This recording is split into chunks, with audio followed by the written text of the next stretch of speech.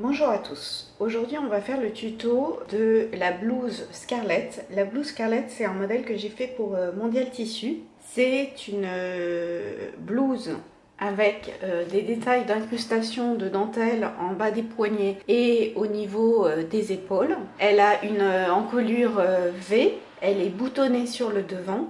Et elle a au niveau des épaules des fronces. Elle a également en bas des poignets un petit volant. Cette chemise est dans la catégorie difficile par tous ces petits détails. La première chose à faire est sur l'envers des devants de fixer au niveau du V d'encolure un droit fil thermocollant. Cette étape est très importante car on est dans du biais et c'est très déformable.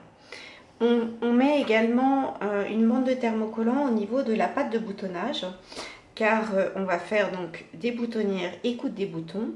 Et du coup, c'est une partie qui sera très sollicitée.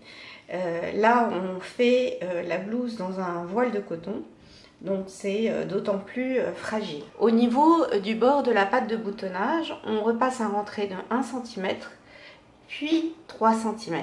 Au niveau des épaules, on passe un double fil de fronce, donc on allonge le point de sa machine au maximum et on pique deux parallèles à 0,5 et 0,8 environ. Les patrons Mondial Tissu sont des patrons qui ne sont pas réassortis. Donc si vous voulez vous procurer le patron, il faut l'acheter au moment de sa sortie. Car j'ai encore des demandes pour les patrons qu'on avait fait avec Lina Morata pour Mondial Tissu. Et ces patrons ne sont plus dans le commerce. Sur les dos, au niveau des épaules, on pique la dentelle endroit contre endroit. On fait bien correspondre l'écran.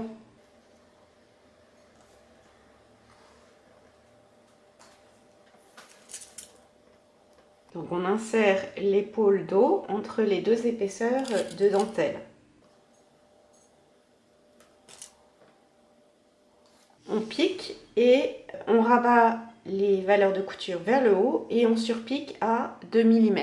Alors soit vous utilisez un ruban de dentelle et vous trouvez un ruban qui fait 5 cm de large, soit vous utilisez un morceau de tissu en dentelle. Donc on a assemblé le dos entre les deux épaisseurs de dentelle. Maintenant on va installer le devant. Donc on a passé un double fil de fronce sur l'épaule devant. On tire sur les fils. Donc ce qu'il faut, c'est tirer des deux côtés sur le même fil, soit le dessus soit le dessous, soit le fil de canette soit le fil du dessus, mais des deux côtés sur le même fil, sinon ça coince. On répartit les fronces régulièrement et on va piquer l'envers du devant sur l'endroit de la dentelle intérieure. On ajuste la longueur de l'épaule devant à la longueur de la dentelle. Dans cet intervalle, on répartit les fronces le plus régulièrement possible. Et on pique. Donc là, on a l'envers du devant contre l'endroit de la dentelle intérieure. On a assemblé envers contre endroit de la dentelle intérieure, le devant sur l'épaule. On a réparti les fronces régulièrement.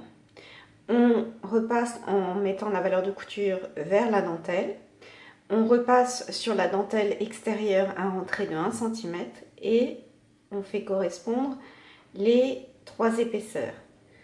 Donc on positionne le rentré de 1 cm sur la couture que l'on vient de faire et on surpique à 2 mm du bord.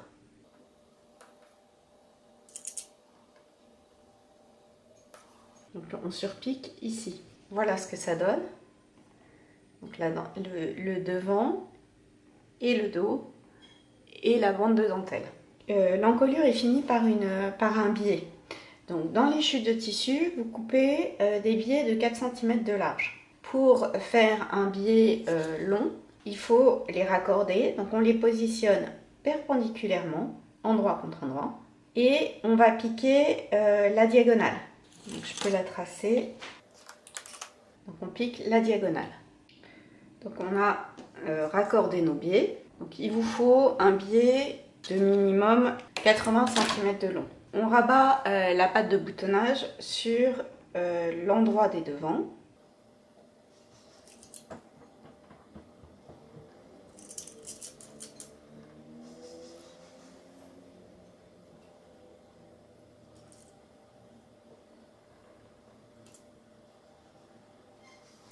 Et on replie le biais envers contre envers.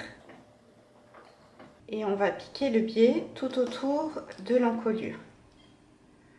Donc on a l'envers de la pâte de boutonnage et on superpose le biais dessus et tout autour on pique à 0,8 le biais tout autour de l'encolure. On a piqué le biais sur toute l'encolure, donc endroit contre endroit, et on a rabattu la pâte de boutonnage sur l'endroit des devants. On coupe le surplus de biais, on bascule la pâte de boutonnage et le biais sur l'envers et on va surpiquer à 2 mm le bord du biais. Donc si vous avez bien piqué à 0,8 et que vous avez fait un biais de 4 cm, lorsque vous rabattez le biais sur l'envers de l'encolure, le biais recouvre bien votre valeur de couture. Si vous avez peur de ne pas avoir été suffisamment précis, il faut recouper la valeur de couture et ne laisser que 0,5. Donc éventuellement, vous pouvez recouper tout le tour de l'encolure pour ne laisser que 0,5. Donc, on rabat le biais sur l'envers et on surpique à 2 mm tout autour de l'encolure. On a rabattu le biais sur l'envers de la blouse et on a surpiqué le bord du biais à 2 mm. Donc ça c'est la vue sur l'envers et ça c'est la vue sur l'endroit. Lorsqu'on a rabattu le biais sur l'envers, on a également retourné la pâte de boutonnage et la pâte de boutonnage est venue recouvrir le biais. Donc on peut surpiquer à 2 mm le bord de la pâte de boutonnage en vertical.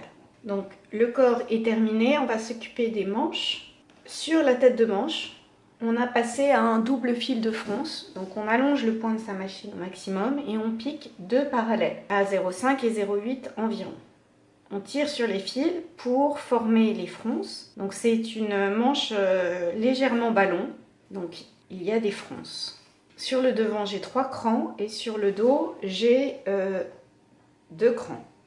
On assemble endroit contre endroit la manche au corps.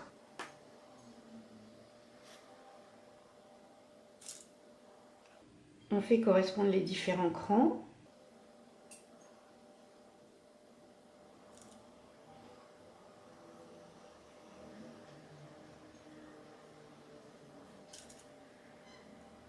Le cran d'épaule.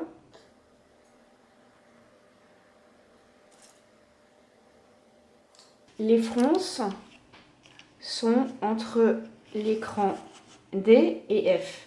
Donc sur le dos c'est F et sur le devant c'est D. Donc là j'ai mon cran F et entre F et E j'adapte la longueur des fronces à la distance entre F et E.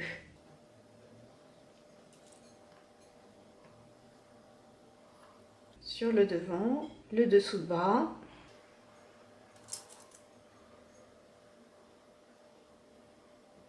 Le cran B.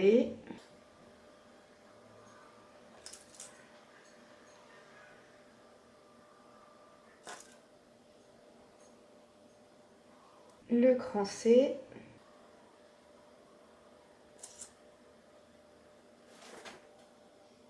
J'adapte la longueur de mes fronces. Le cran D qui correspond à la jonction entre la dentelle et le dos.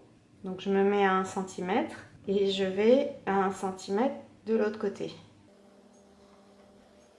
Et entre D et E. Je répartis les fronces régulièrement. Et on va piquer et surfiler toute l'emmanchure en ayant les fronces vers soi pour pouvoir bien les répartir lorsque l'on pique. On a piqué et surfilé toute la manche au corps tout le long de l'emmanchure. Maintenant, on va faire la couture de dessous de bras et la couture de côté de la blouse.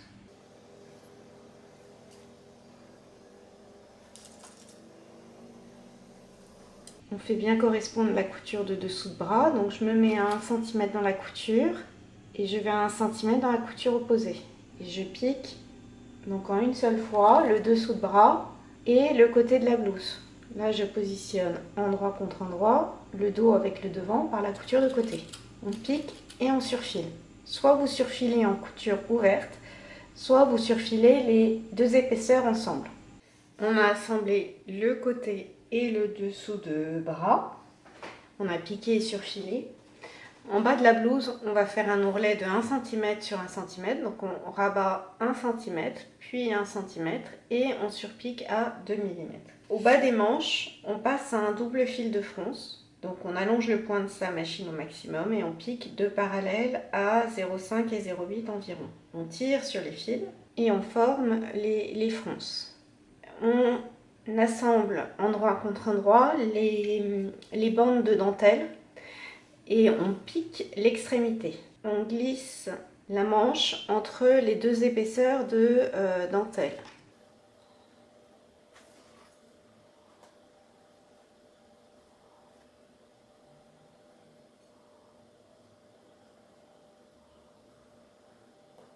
On ajuste la longueur des fronces à la longueur du poignet. On répartit les fronces régulièrement.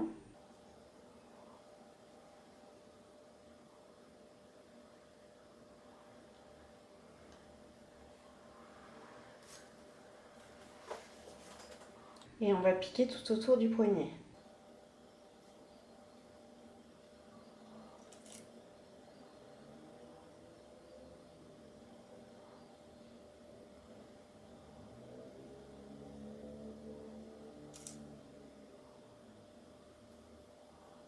Donc je répartis les fronces pour qu'il y en ait de façon régulière autour du poignet.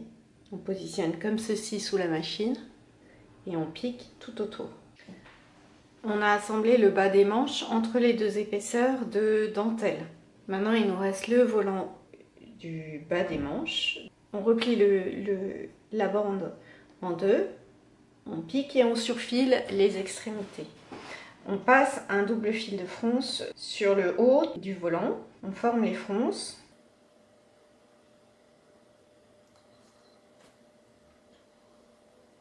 Et ça va être la même construction que pour les épaules.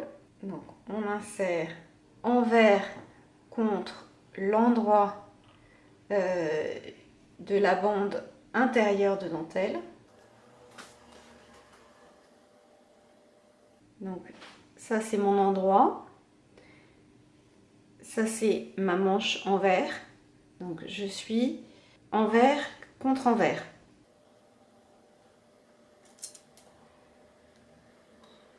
On adapte la longueur des fronces à la largeur du poignet. On répartit les fronces régulièrement.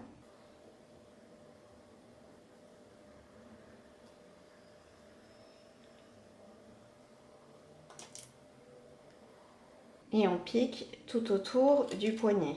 Donc on positionne comme ceci et on pique tout autour du poignet. Voilà ce que ça donne.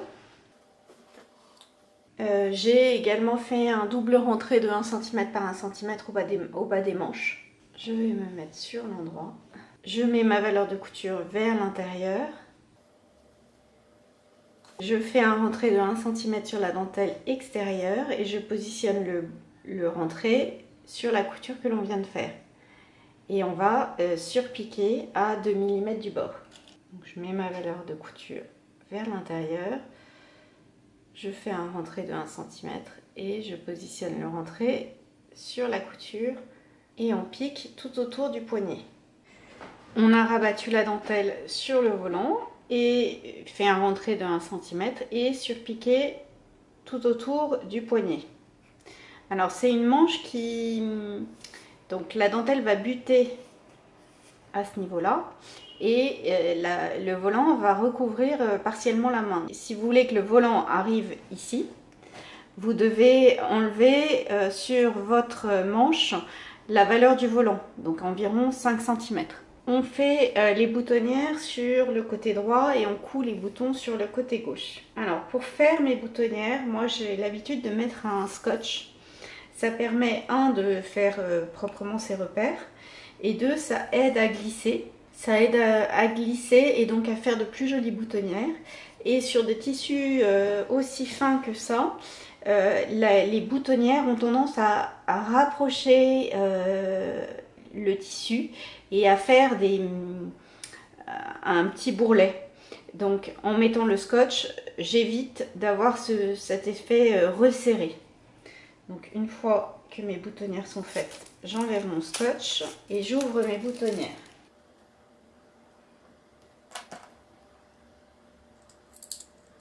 On a fait les boutonnières côté droit, cousu les boutons côté gauche. Et la blouse est terminée, donc avec ces détails de dentelle sur les épaules et le poignet.